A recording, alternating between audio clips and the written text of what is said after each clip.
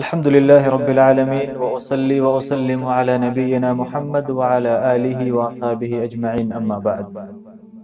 محترم ناظرین، السلام علیکم ورحمۃ اللہ وبرکاتہ۔ پچھلی ویڈیو میں ہم نے جانا کہ قرآن اور صحیح حدیث میں ماہ رجب کی صرف یہ فضیلت آئی ہے کہ وہ حرمت والا مہینہ ہے، لیکن اس کے باوجود ماہ رجب اور اس کی فضیلت میں بہت سی حدیثیں بیان کی جاتی ہیں جو محدثین کی نظر میں یا تو ضعیف ہیں یا موضوع ہیں، جو قابل حجت نہیں، جو قابل استدلال نہیں، جو قابل احتجاج نہیں، اور جن کی بنا پر لوگ کچھ کا کچھ سمجھتے ہیں اور اس ماہ کے بارے میں غلط عقائد کے شکار ہیں۔ تو اس ویڈیو میں ہم انہی حدیثوں کو مختصراً دیکھتے اور سنتے ہیں، اور محدثین کرام نے ان حدیثوں پر کیا حکم لگایا ہے ہم جانتے ہیں۔ ہر حکم کی تفصیل انشاءاللہ ہر حدیث کے اخیر میں دیکھ اور پڑھ سکتے ہیں، تو آئیے ہم ان حدیثوں کو جانتے ہیں۔ معزز ناظرین، ماہ رجب کے بارے میں جو ضعیف اور من گڑھت حدیثیں بیان کی جاتی ہیں، ان میں سے پہلی حدیث یہ ہے کہ نبی اکرم صلی اللہ علیہ وسلم ارشاد فرماتے ہیں کہ اللہم بارک لنا فی رجب و شعبان و بلغنا رمضان، کہ اے اللہ ہمیں رجب اور شعبان میں برکت دے اور رمضان تک پہنچا دے۔ یہ حدیث ضعیف ہے۔ علامہ البانی رحمہ اللہ نے ضعیف الجامع صغیر میں اسے ضعیف کہا ہے۔ اسی طریقے سے دوسری حدیث جو بیان کی جاتی ہے وہ یہ کہ جنت میں ایک دریا ہے جس کا نام رجب ہے، اس کا پانی دودھ سے زیادہ سفید، شہد سے زیادہ میٹھا ہے، جو کوئی رجب کے مہینے میں ایک دن بھی روزہ رکھے گا اسے اللہ رب العالمین اس دریا کا پانی پلائے گا۔ سلسلۃ الاحادیث الضعیفہ والموضوعہ میں ذکر ہے کہ یہ حدیث باطل ہے۔ اسی طریقے سے تیسری حدیث جو بیان کی جاتی ہے وہ یہ کہ رجب اللہ کا مہینہ ہے اور شعبان میرا مہینہ ہے اور رمضان میری امت کا مہینہ ہے۔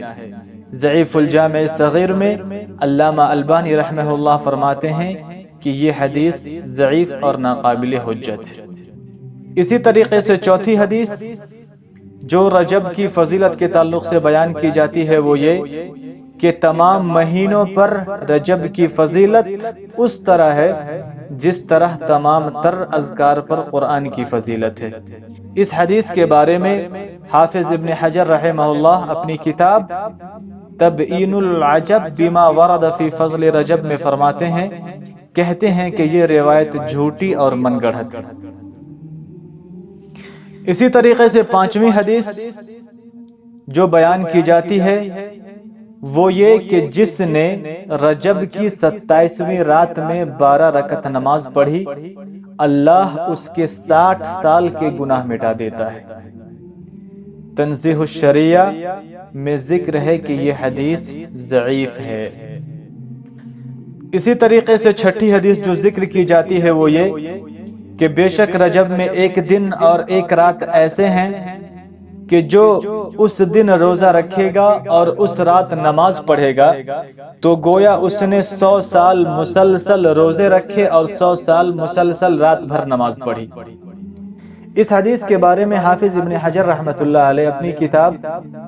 تبیین العجب بما ورد فی فضل رجب میں فرماتے ہیں، کہتے ہیں کہ یہ حدیث انتہائی درجے کی منکر ہے۔ اسی طریقے سے ساتویں حدیث جو ذکر کی جاتی ہے وہ یہ کہ جس نے رجب میں ایک دن روزہ رکھا اس کو 2 سال کے روزوں کا ثواب ملے گا، اور جس نے رجب کے آدھے مہینے کے روزے رکھے تو اسے 30 سال کے روزوں کا ثواب ملے گا۔ علامہ البانی رحمۃ اللہ علیہ سلسلۃ الاحادیث الضعیفہ میں فرماتے ہیں کہ یہ حدیث ضعیف ہے اور ناقابل حجت ہے۔ اسی طریقے سے 8ویں حدیث جو رجب کے تعلق سے ذکر کی جاتی ہے وہ یہ کہ رجب عظمت والا مہینہ ہے، اس میں اللہ نیکیوں کو 2 گنا کر دیتا ہے، بس جس نے رجب میں ایک دن روزہ رکھا تو گویا اس نے 1 سال روزہ رکھا، اور جس نے رجب میں 7 روزے رکھے تو اس کے لیے جہنم کے 7 دروازے بند کر دیے جاتے ہیں، اور جس نے رجب میں 8 روزے رکھے تو اس کے لیے جنت کے 8 دروازے کھول دیے جاتے ہیں۔ علامہ البانی رحمۃ اللہ علیہ سلسلۃ الاحادیث الضعیفہ میں ذکر کرتے ہیں کہ یہ روایت جھوٹی اور من گڑھت ہے۔ ایسے ہی 9ویں حدیث جو رجب کی فضیلت کے تعلق سے بیان کی جاتی ہے وہ یہ کہ جس نے رجب کی پہلی رات میں مغرب کی نماز پڑھی اور پھر اس کے بعد 20 رکعت نماز پڑھی، جس کی ہر رکعت میں ایک دفعہ سورہ فاتحہ اور قل هو اللہ احد پڑھی، اور ان 20 رکعتوں میں 10 دفعہ سلام پھیرا، تو کیا تم جانتے ہو کہ ایسا کرنے والے کو کیا ثواب ملے گا؟ مجھے تو روح الامین جبرائیل نے بتا دیا ہے۔ راوی کہتے ہیں کہ میں نے کہا کہ اللہ اور اس کے رسول بہتر جانتے ہیں، تو نبی کریم صلی اللہ علیہ وسلم فرماتے ہیں کہ اللہ یہ نماز پڑھنے والے کی، اس کی جان میں، اس کے گھر والوں میں، اس کے مال میں اور اس کی اولاد میں حفاظت کرتا ہے، اور اسے قبر کے عذاب سے نجات دے دی جاتی ہے، اور وہ کسی حساب کتاب کے بغیر ہی پل صراط پر سے بجلی کی طرح گزر جائے گا۔ حافظ ابن حجر رحمۃ اللہ علیہ اپنی کتاب تبیین العجب بما ورد فی فضل رجب میں فرماتے ہیں کہ یہ روایت جھوٹی ہے، خود ساختہ اور من گڑھت ہے۔ اسی طریقے سے 10ویں حدیث جو رجب کی فضیلت کے تعلق سے بیان کی جاتی ہے وہ یہ کہ جس نے 27 رجب کو روزہ رکھا اس کے لیے 60 مہینے کے روزوں کے برابر ثواب لکھ دیا جاتا ہے، اور یہی وہ دن ہے جس دن جبرائیل پیغام لے کر نازل ہوئے تھے۔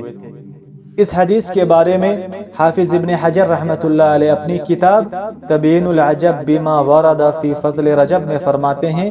کہ یہ حدیث موقوف ہے اور ضعیف اسناد والی ہے اور ناقابل اعتبار اور ناقابل حجت ہے۔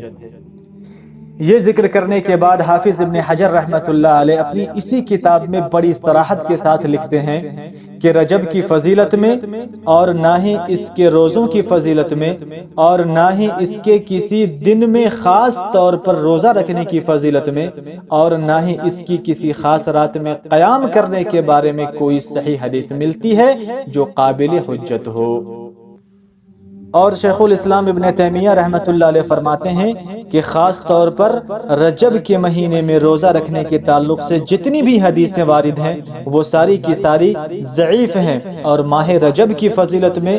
جو کچھ بھی ذکر کیا جاتا ہے، جتنی بھی روایتیں ذکر کی جاتی ہیں، وہ نہ صرف یہ کہ وہ جھوٹی ہیں بلکہ من گڑھت ہیں۔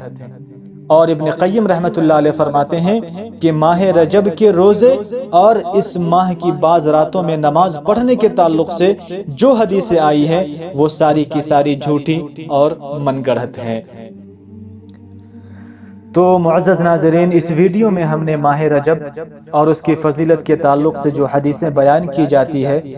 انہیں جانا، اور ان حدیثوں کے بارے میں محدثین اور علماء کرام کیا کہتے ہیں وہ جانا۔ خلاصہ کلام یہ کہ ماہ رجب اور اس کی فضیلت کے تعلق سے جو بھی حدیثیں بیان کی جاتی ہیں وہ ساری کی ساری یا تو ضعیف ہیں یا من گڑھت ہیں، ان میں سے ایک بھی حدیث، ایک بھی روایت صحیح نہیں جو قابل حجت ہو۔ اللہ رب العالمین سے دعا کرتے ہیں کہ اللہ رب العالمین ہمیں دین اسلام کی صحیح سمجھ عطا فرمائے اور وہ کام کرنے کی توفیق عطا فرمائے جو صحیح حدیث سے ثابت ہو اور حقیقی معنوں میں نبی اکرم صلی اللہ علیہ وسلم کا متبع بنائے۔ اس ویڈیو میں اتنا ہی، ملتے ہیں اگلی ویڈیو میں انشاءاللہ۔ اگلی ویڈیو میں ماہ رجب میں کیے جانے والے جو اعمال ہیں ہم ان کے بارے میں جانتے ہیں کہ ان کی کیا حقیقت ہے۔ تب تک ہمارے ساتھ بنے رہیں، اس چینل کو سبسکرائب کریں، لائک کریں، اور اگر ویڈیو پسند آتی ہے تو اپنے دوستوں میں شیئر کریں۔ ملتے ہیں اگلی ویڈیو میں، تب تک السلام علیکم ورحمۃ اللہ وبرکاتہ۔